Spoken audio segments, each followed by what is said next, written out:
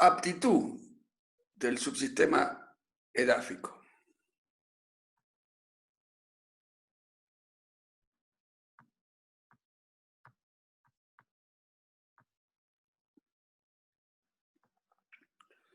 Así que podemos comenzar a hablar de la aptitud de los suelos para distintas operaciones.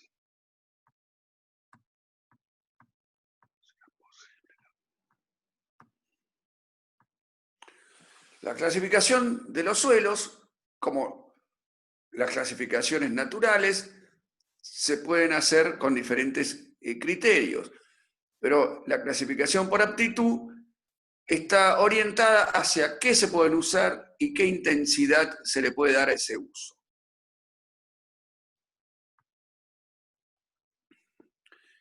En este caso que vamos a ver, la clasificación de aptitud se hace en función de las limitaciones que tiene el suelo, en función de las limitaciones son por la capacidad de producción en función de la posibilidad de degradación que tiene este suelo.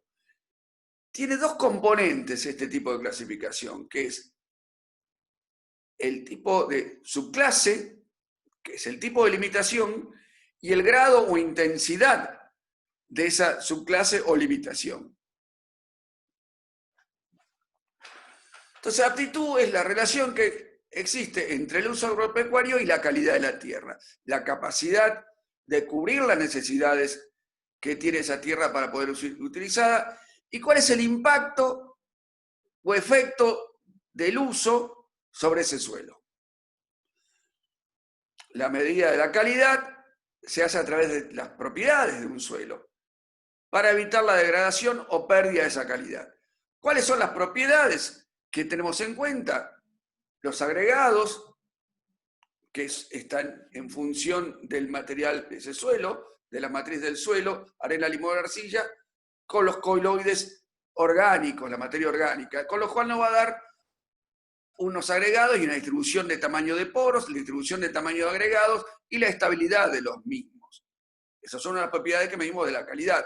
La densidad aparente, o sea, el volumen de ese suelo nos va a dar una idea de la relación de macroporos que tiene, la dureza de ese suelo a partir de la medición de la resistencia a la penetración, la materia orgánica que tiene ese suelo, y en forma indirecta, a través de la infiltración, también estamos evaluando el tamaño y número de poros que tiene. Una propiedad importante de un suelo es la capacidad de infiltración que tiene. Si el agua de lluvia es absorbida rápidamente, infiltra, con lo cual logramos que no haya escurrimientos muy rápidos, porque el volumen a escurrir es menor, porque infiltró rápidamente, o que no sature todos los poros y se quede ahí en superficie, sino que realmente ingrese al suelo y quede disponible para los vegetales. Entonces, estas propiedades son los agregados, la estabilidad de agregados, la distribución del tamaño de los agregados y del tamaño de poros, la densidad aparente, la resistencia a la penetración, el contenido de materia orgánica y la velocidad de infiltración. Todo esto para evitar la pérdida de calidad. Las unidades cartográficas o unidades de manejo son sectores homogéneos de un mapa en el cual las propiedades del suelo son más o menos homogéneas dentro de una tolerancia de variabilidad. La clasificación por capacidad de uso en realidad mide el riesgo de degradación que tiene ese suelo en función de las limitaciones que son de carácter permanentes y las restricciones que son parcial o totalmente reversibles, que son las no permanentes.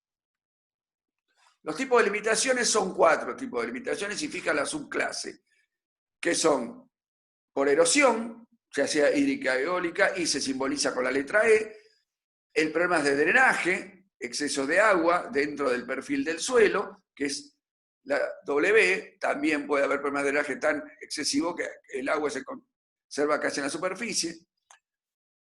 Problemas a nivel del cuerpo del suelo, problemas a nivel del solum, que se simboliza con la letra S. Estos problemas pueden ser desde falta de retención de humedad por granulometría demasiado gruesa, demasiados macroporos, no retienen el agua, problemas de sales dentro del nivel del suelo, y por último, los problemas a nivel climático, que son externos al suelo, pero que afecta también la producción. Y se simboliza con la letra C. Piense que si el clima es seco, voy a tener problemas de cobertura, el suelo va a haber baja cobertura vegetal. Si es una cobertura exageradamente baja, puede haber problemas de erosión eólica. El grado de esta intensidad, de esta limitación, llamamos la intensidad de esta limitación, se clasifican por grados, que van de 1 a 8, siendo los primeros con aptitud agrícola, 1 a 4 agrícolas, 1, 2 realmente son muy fuertemente agrícolas, 3 y 4 con más limitaciones y 5 son agrícolas todavía, pero ya con más limitaciones para la elección de cultivos o forma de realizar los cultivos. 6 y 7 son ganaderas, 6 todavía permite la incorporación de nuevas especies a través de la eliminación del tapiz vegetal existente, y la 7 no permite la eliminación total del tapiz existente porque difícilmente se vuelve a recuperar de la misma calidad que tenía anteriormente, y sí permite la incorporación de especies a través del tapiz vivo, pero realmente son para no tocar el suelo. Y la 8 es un suelo que realmente no conviene tocarlo para nada, sí se puede hacer algún tipo de manejo para no seguirlo degradando, pero el uso es muy limitado, muy limitado por presencia de piedras o agua permanente sobre el perfil del suelo, sobre la superficie del suelo. Son suelos forestales, se puede establecer a lo mejor alguna especie forestal, pero no va a ser para producir económicamente, no para operar una producción comercial. Necesidades de manejo son el conjunto de precauciones que hay que tener para no aumentar el riesgo de degradación. Y las prácticas o técnicas de manejo son las acciones concretas que responden a esa necesidad de manejo. Acá tenemos un cuadro con algunas necesidades de manejo y prácticas que responden a esa necesidad de manejo. Acá empezamos por las prácticas comunes a todas las limitaciones, que son la necesidad, que responden a estas necesidades comunes a todos los tipos de suelo, que son el balance de materia orgánica, estabilidad de los agregados, evitar las compactaciones, mejorar la actividad microbiana, el balance de nutrientes, el balance de coberturas. ¿Con cuál práctica satisfacemos estas necesidades? Con la rotación de cultivo, el manejo de residuos de cosecha para garantizar coberturas, el sistema de realizar las labranzas, sistema de secuencia de labranzas, y el módulo de agresión-recuperación a través de la secuencia de cultivos y la incorporación de praderas que mantienen el suelo cubierto durante un periodo mayor sin ningún tipo de labranza. Después tenemos las necesidades específicas que responden a una limitación específica. Controlar la erosión hídrica sería la limitación específica. Evitar el impacto de la gota de lluvia, aumentar la infiltración, controlar o conducir los escurrimientos. Esto lo tenemos a través de las prácticas específicas con que vamos a manejar esas necesidades, con cobertura de suelo, labranza verticales para mejorar la infiltración, cultivo cortando pendientes para frenar los escurrimientos, cultivos en contorno y por último terrazas donde interceptamos los escurrimientos y los conducimos fuera del área de potencial erosión. Controlar la erosión eólica. ¿Qué tenemos que? Es evitar la saltación de las partículas de arena que van a provocar el choque contra otras partículas y que las partículas más finas comiencen a volar con el viento, entonces evitar la saltación y disminuir el efecto del viento para que no arrastre estas partículas tan finas, que son realmente las más finas, las que están ligadas a los coloides orgánicos y coloides minerales. ¿Cómo también utilizamos esto? A través de una práctica que es también bastante común a todo tipo de erosión, que es la cobertura del suelo, mantener los suelos cubiertos.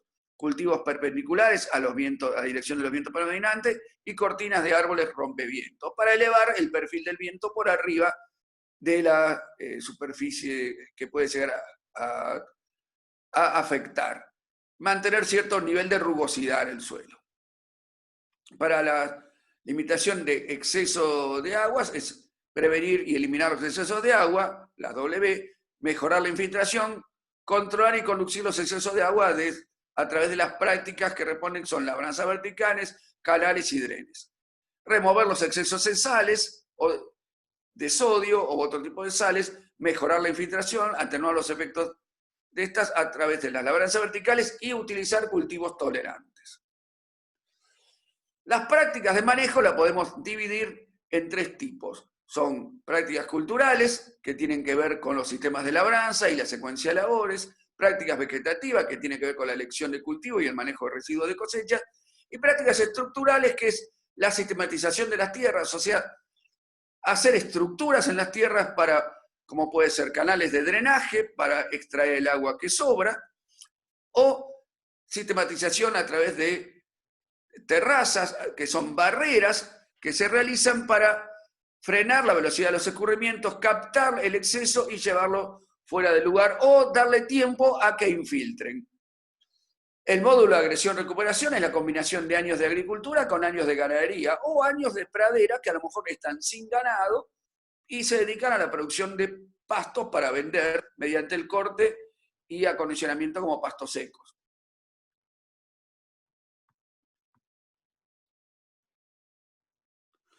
Este es un tema que da para mucho más, es simplemente un extracto del tema, los cuales ustedes en el módulo de la asignatura tendrán que leerlo un poco más profundamente